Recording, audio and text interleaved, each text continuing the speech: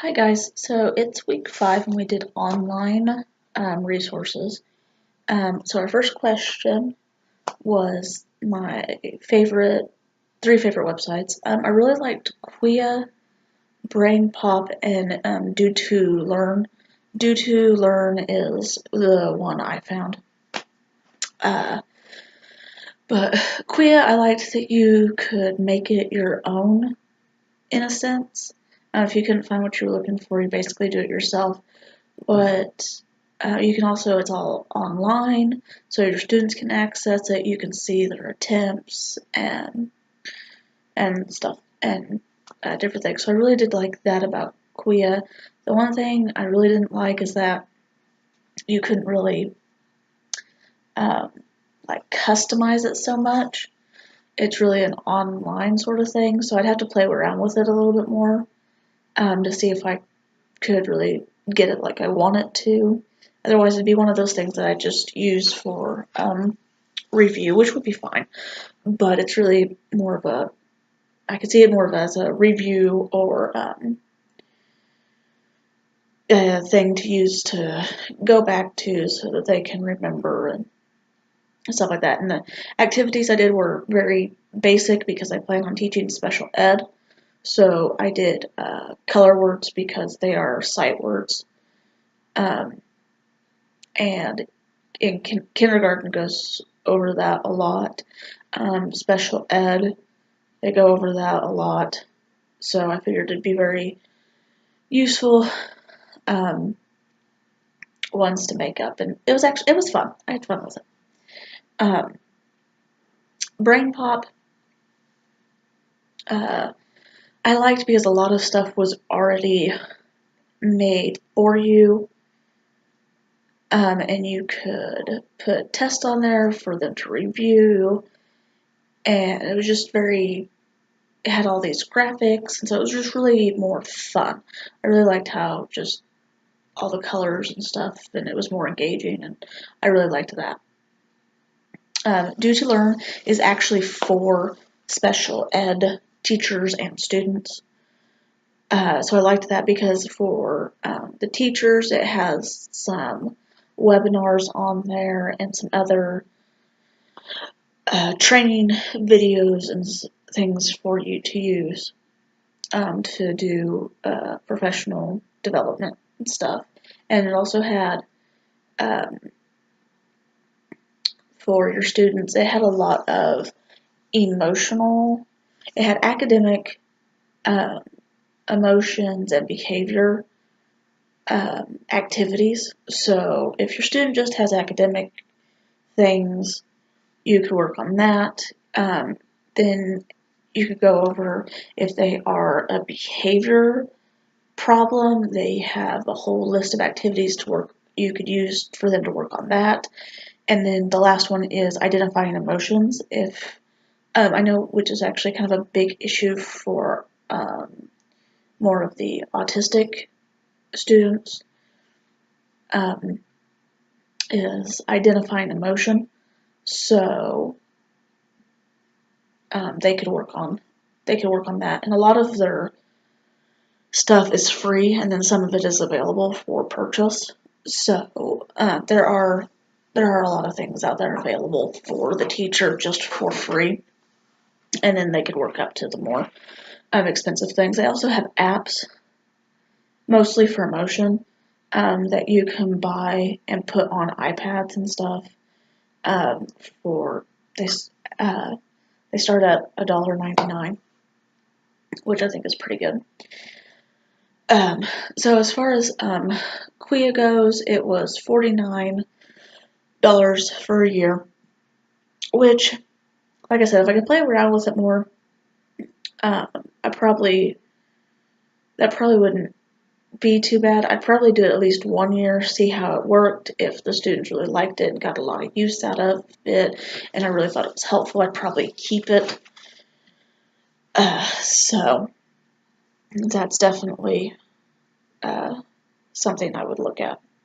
Uh, as far as Brain Pop goes, I think that's really expensive because it starts at $85 and that's just for one little thing that they do, and then it goes up to like $99, and you just keep on adding stuff to it. So really, to get everything I would want, it cost me like $214,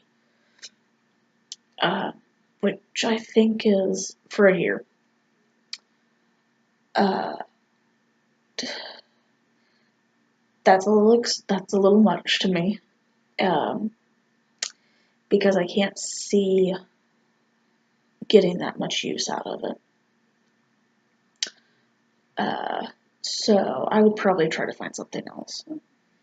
Do to Learn, like, it goes from free. There are free activities on there.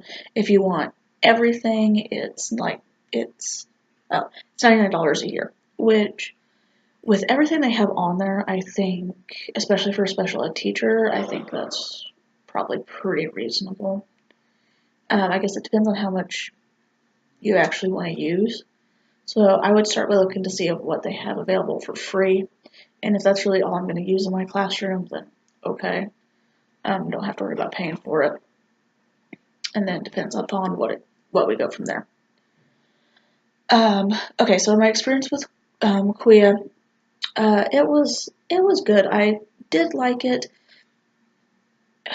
I wish you could do more than just words, because, so like I said, I did color words because that's very big in the classroom. And my problem that I was finding is, for the flashcards and the memory and stuff, is that I couldn't do like the word red and then match it with the color red. Like, that's something I would want to do, so that they can be like, okay, this is red and it matches with the color red, or this is black and matches with the color black. Now, as a teacher, I could easily make those flashcards or make the memory game out of that. That's not really a big deal.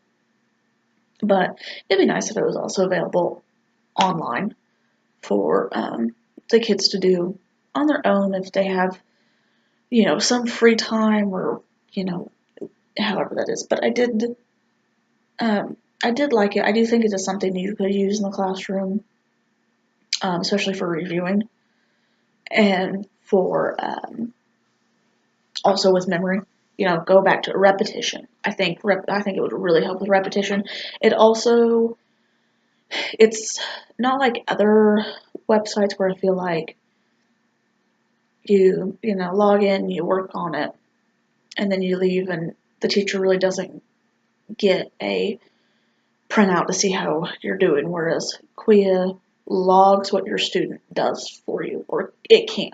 You have the option to do that, so it can log it, and your student will pop up, and you can be like, okay, well, so this is how they're doing, and I could really see it being used for, like, pre-assessments. Where are the students at? There, where you can get a more individualized curriculum for each student, which I think is really important, especially in special ed.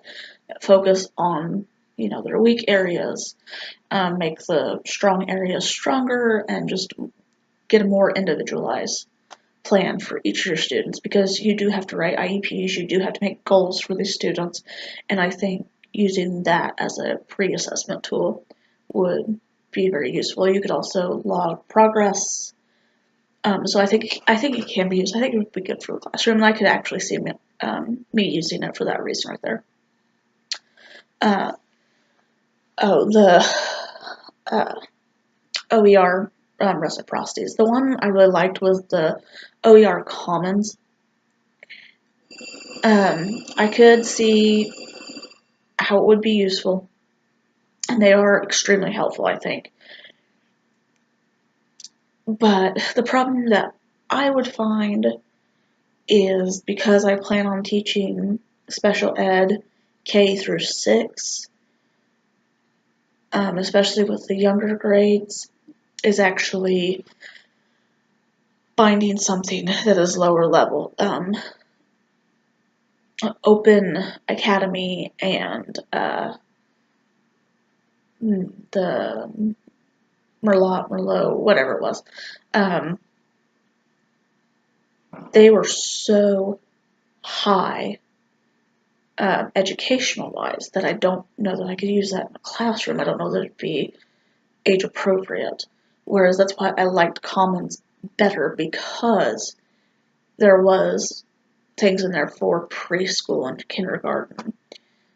So I think that was helpful. So I could see me using Commons over the other two a lot more, but I think they are extremely helpful, and I would like to see them grow, because I believe that education should be open.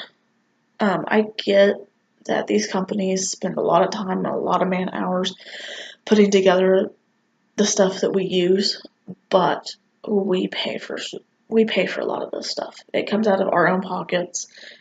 That's how we furnish our classrooms the way we want them furnished, but it's what we use for our kids. Um, so I think there should definitely be more discounts and maybe a little, um, just a little bit more of a kind of a price discount for teachers, because we are trying to educate students that might one day be the same people making this stuff. So I think it needs to be more widely available and cheaper.